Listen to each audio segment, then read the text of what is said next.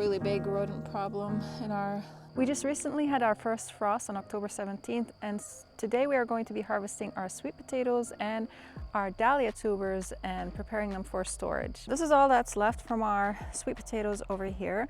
I only have probably about half a bed, not really a full bed in here, and I let them grow the whole summer, and the frost came and took them over, and you can't really see anything left from them.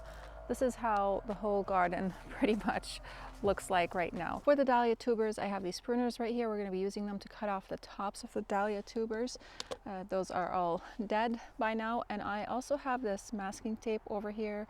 We are going to use it to label our dahlias, because if I don't label them, then I will not know what the tubers are, because they will all look like each other.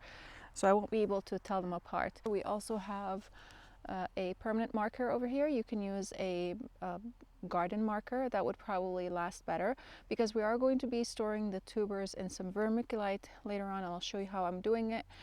This is my first time storing dahlia tubers. I've never done it before. Actually, this is my first year growing dahlias, but I've looked at many videos over the years of people growing dahlias and storing them, so I think I have some sort of an idea, and I'll share it with you. These right here are the Minion Rose dahlias, and I started these from seed directly in the ground, and they have done so well. I've enjoyed them throughout the summer season. Right here I have some low growing dahlias, probably like maximum about a foot, maybe even shorter, and those were white. I have some in the vegetable garden about that height as well, and they were of different colors.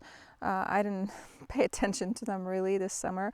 And I have some taller ones like this one right here. I don't know the names because they came in a mix, so I'm just gonna label them red, white, you know, just like that, just to make it easier on myself to tell what the colors are, so that when I do plant them in the landscape, I know where to put them. I forgot to hit the record button, but what I did basically is I cut the stalks, the top of the dahlias over here, and then I put this tape over here. I wrote the name of the dahlia. I don't know how to spell it correctly, but that's okay, and I put it on the main stalk like so. I wrapped it around it, and that's gonna stay there. And next season, when I'm ready to plant them, I'll know what each of these dahlias are. So now we have to do the same for the rest of these dahlias over here and over there, and the ones in the vegetable garden. Let's try this again, because the first time I forgot to hit the record button. We're gonna cut them back first.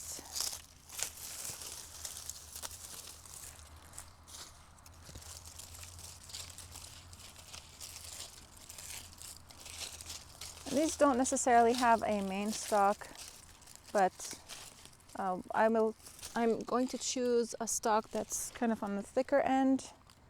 Whoops. Like this one right here. Then I wrote the name on the tape. I'm going to tape it to the base of the stalk.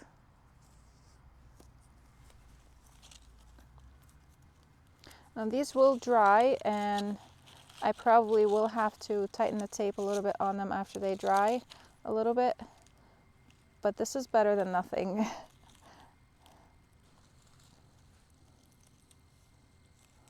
There we go.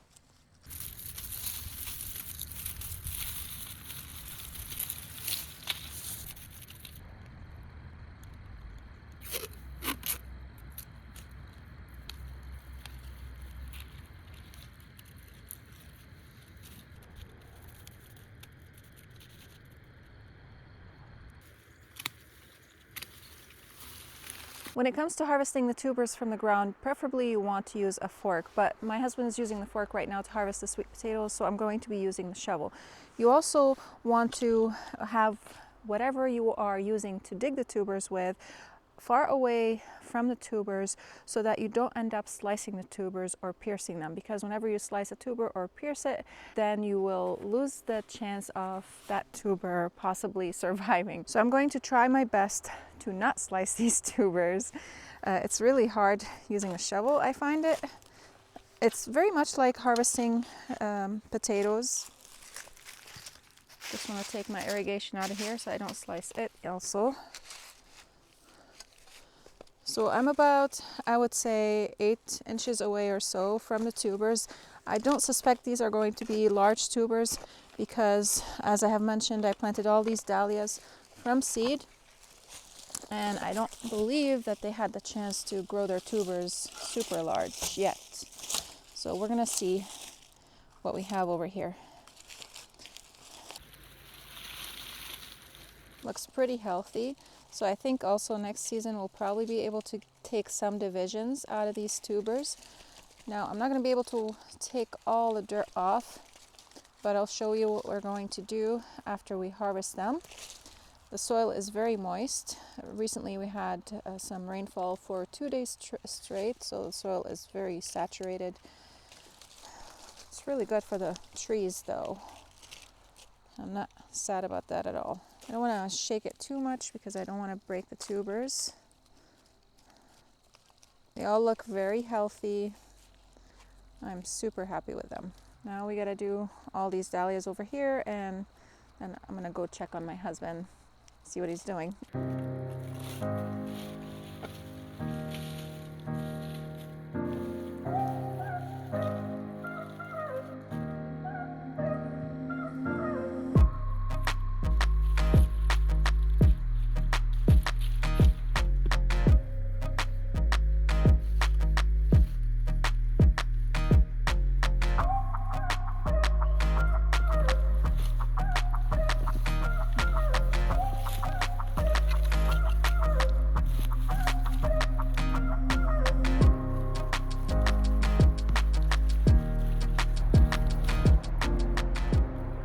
Tubers are all dug up, but they are covered in soil, and it is really important to remove all the soil from around them, and you can do that in 2 different ways. You can do it either by allowing them to dry out and then shaking the soil off. You can also wash them, and this is what I'm going to do because the soil is super moist right now, and it's really important to do that because you want to see if there are any diseases in there, and if the tubers are diseased, you don't want to store them, and you don't want to plant dahlias in the area where the disease was because that disease can spread again to the other dahlias that you are going to be planting in the next season. And the disease can come from insects and from the soil itself as well. So it's really important to remove that soil because it does harbor insects and diseases in it as well. And we want these tubers to stay healthy. So we're going to do that, rinse them, and then we are going to allow them to dry before we attempt to store them because it's super important for them to dry from all the moisture that's around them before we store them, especially for the stems also to dry because we don't want any mold to begin to develop during the storage process because that also will encourage disease.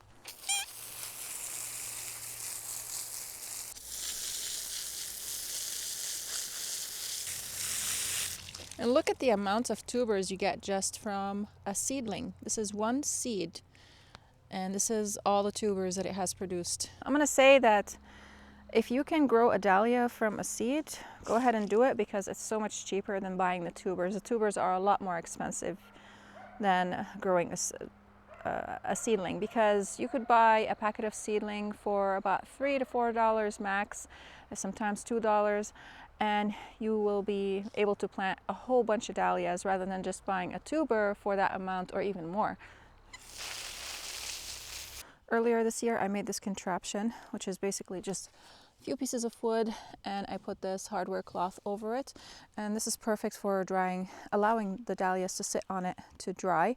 And we will be moving them probably into the shed so that they can dry over there while they're protected from the frost.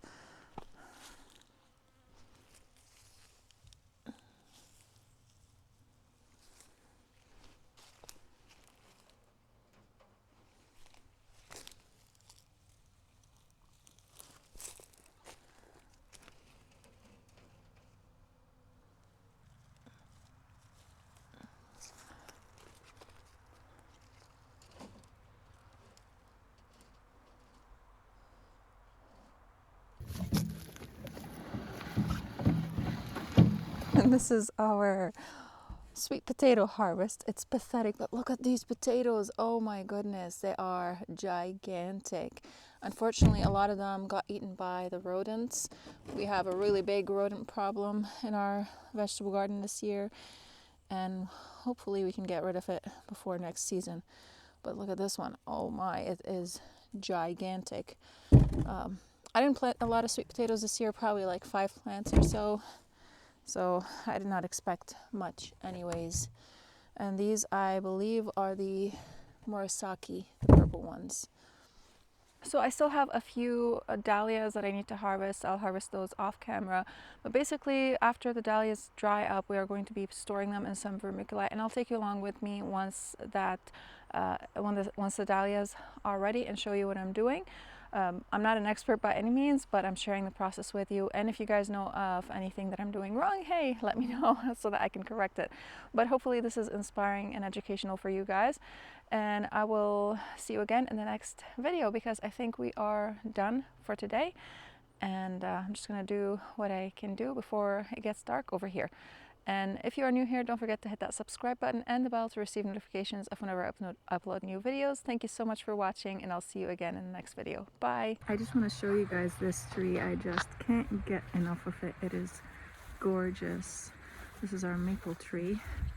I don't know what variety it is, but it's beautiful. Sorry for the shaky video because I don't have my gimbal right now, or my microphone, but it was a beautiful day, or it is a beautiful day, and I only have a couple minutes to get out here and show you this beautiful, magnificent tree.